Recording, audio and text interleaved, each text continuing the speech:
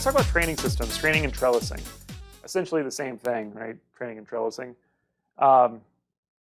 And so training systems can have a huge impact on a number of things, including potential yields. The more buds that you leave out, the more yield you're going to get. Wine quality and style is going to be hugely impacted by training systems because different systems are going to give you more or less light onto your clusters, and it's going to heat things up or so forth differently. Canopy architecture, of course, fruit quality and disease management. If it's a kind of a shaded trellising system, then you're going to have more probably disease issues than, depending on where you're growing, than something that's more open, right? Or you might want it to be shaded because you're growing in the Central Valley of California, and if that fruit just gets exposed to direct sunlight, it's going to burn and be terrible, maybe not even get ripe because it gets so burned. So then in that case, you do want shading. And then operational efficiency, right? The trellis systems that you see out here, for the most part, in the Finger Lakes, that VSP, the vertical shoot position, pretty inefficient, right? It requires a ton of work.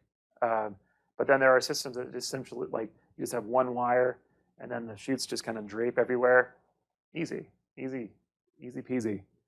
You can do it completely with machine.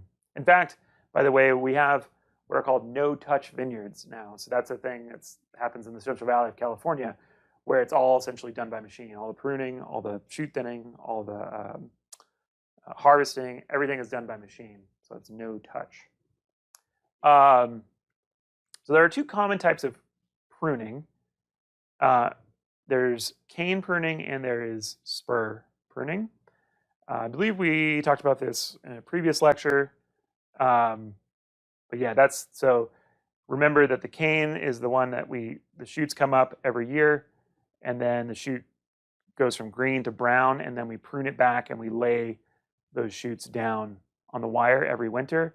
And then spur pruning, we just lay a shoot down on the wire, and the shoots come up from that cane, and then we cut those down to little spurs, right? And then shoots now are going to emerge from those spurs. Okay, that's it. That's basically the only two pruning methods. But then there are a ton of different training methods and training systems. Okay, so just to recap about cane pruning though and spur pruning, cane pruning is good for varieties where you have infertile buds. So something like Thompson seedless can be very infertile. That's the most commonly grown table grape here in the United States. It's very expensive to do, and it's difficult to mechanize. It's also done in cold climates like the Finger Lakes because of freezes. So the trunks and things can freeze and crack, and so can a cordon. So a cordon can freeze and crack, and then you lose all those spur positions, and then you've got to go back and retrain a trunk. So with a cane, you can just renew canes every year. So that's why a lot of people do that here. Spur pruning is good for varieties with fertile lower buds. It's much cheaper. It's much quicker. You can semi-mechanize it, but you can even fully mechanize it. If you fully mechanize it, it's not super exacting again. So full mechanization of spur pruning is generally done for no-touch vineyards in the Central Valley of California. There's a lot more cuts in that system in a spur prune vineyard. And so that gives you more opportunities for trunk disease issues. Like we talked about before, a lot of trunk diseases can just move from wound to wound in a vineyard, like Eutypa. And like I said, there's potential for cordon freezing and death. So that's why you don't really see this done very frequently on the East Coast or the Midwest. And then, so you can do tons of different things. So this is what we call a head train vine. So head train, spur prune vine, where you have the head of the vine and then you just have spurs emerging around the head. And then the shoots just come out and they're going to drape out onto the vineyard floor generally. Sometimes in cool climates they'll do this and they'll actually tie them up to a central stake. This is used oftentimes for Zinfandel in California. It's just something kind of traditional that they've done for a long time. A big reason that's useful in California, Zinfandel can get sunburn pretty easily, so getting a bit of shade on that fruit can be nice. So having them drape out like that can be nice. But there's not much you have to do to this. It's very cheap to run a vineyard with head train spur prune. So this is head cane pruned.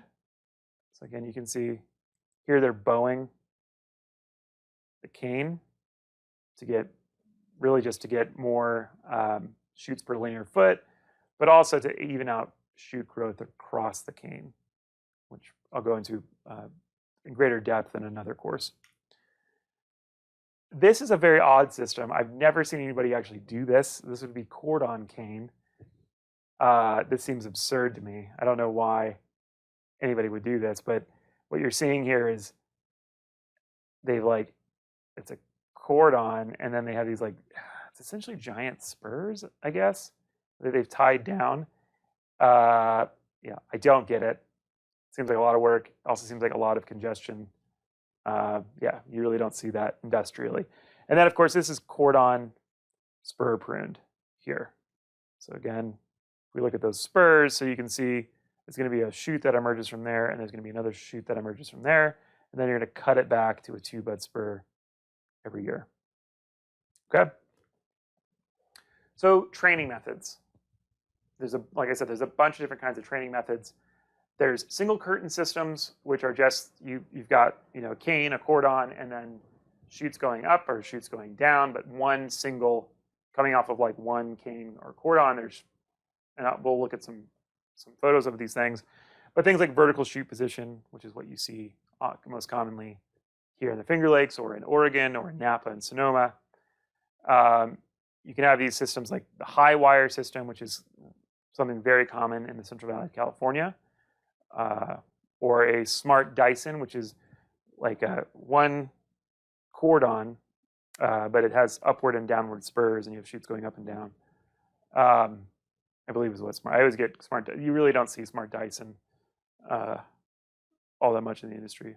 And then vertically divided double curtains. So these are where you'll have a cane here, and then you'll have shoots going upward on that one cane, and then shoots going downward on the other cane. So it's divided, but a vertical curtain. And then you can also have these horizontal divided double curtains. So Geneva double curtain was developed here in Geneva, New York, or Lyre. But I'll show you what these look like. It's a horizontal division rather than this vertical division. So here you have GDC, where it goes up, and then you divide horizontally, and then the shoots go downward. This is Scott Henry, where you have canes. So a cane here, a cane here, a cane there, a cane there. It's 4 canes. And then the bottom canes get rolled, the shoots get rolled down at some point during the season, and then these just go up like VSP. So this is a single curtain vertical division, or whatever I called it. Vertically divided double curtain.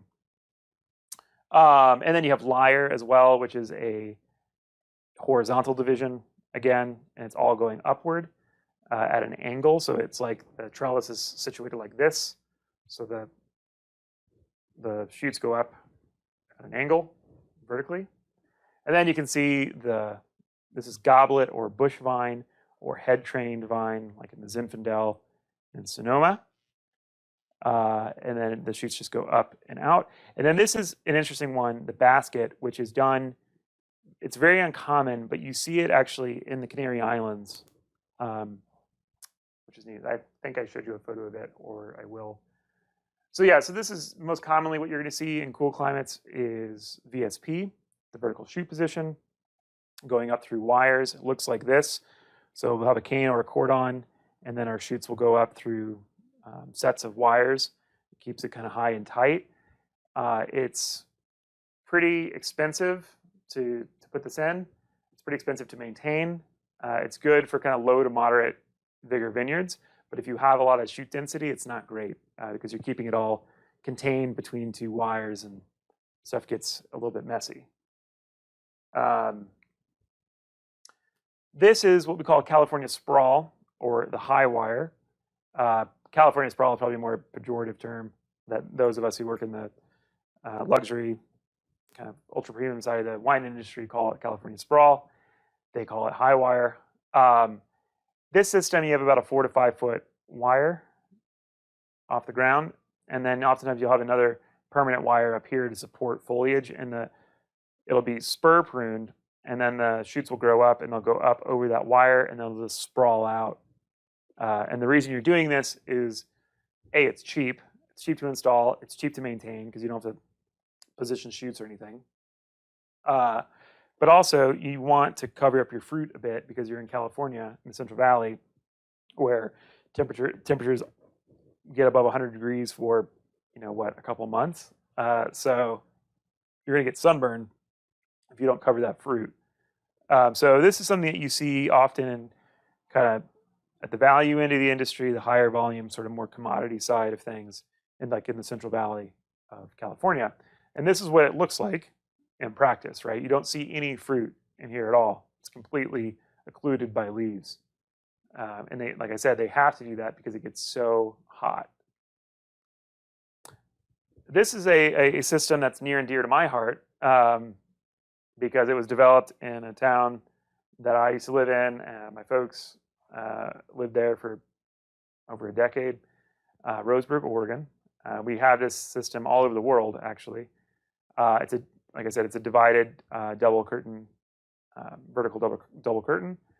And this is something that's useful for high vigor sites. This is a Scott Henry trellis. So it's basically, like I said, it's VSP, but you go upwards and then you go downwards, and you have 4 canes.